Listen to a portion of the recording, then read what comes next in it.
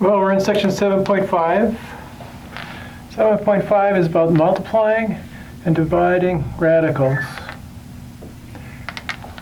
In this section, all variables are assumed to represent positive real numbers.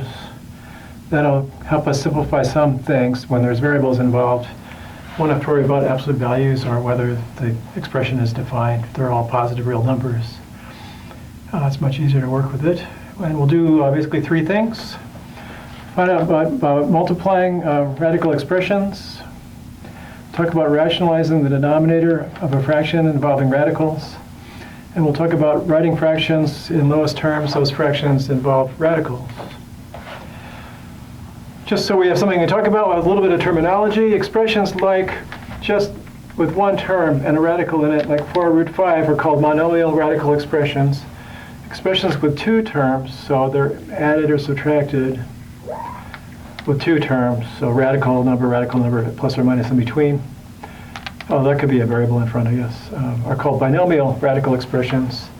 And we'll start off multiplying a radical expression by a monomial using the distributive property. So what happens here is we just multiply the square root of 2 times both of those and add the two quantities. So I get square root of, so square root of 8 times 2, that's square root of 16. And then I get square root of 4. So that's 4 plus 2. Out comes 6. That was a setup, I guess. And we'll try to do the same thing here. Now I've got 20 times root 6. All right, it's 6 root 20. Plus, and then I've got the root of 20 times root of 5. That's the root of 100. We know 20 is 4 times 5. So when I simplify the square root of 20, I could have done it here, but I didn't. I'll get 2 root 5. And that 2 will be times the 6. So it'll be 12 root 5. And the square root of 100 is 10. Okay. And now I've got some variables in place. This times that. So 3 times 27 is 81. So I get the square root of 81y. And then I get minus the square root of 3y squared.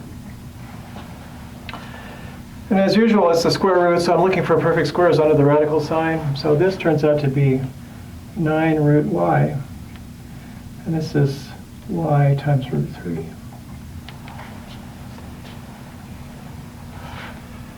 Okay, so in every case, we just multiply as we would anytime we multiply a monomial times a binomial. You've got two products to compute, and the sign in between stays the same.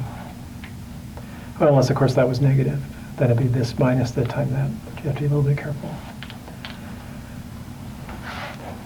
Okay, so we did that, and now we're going to move on to more complicated multiplications. I assume binomial times binomial.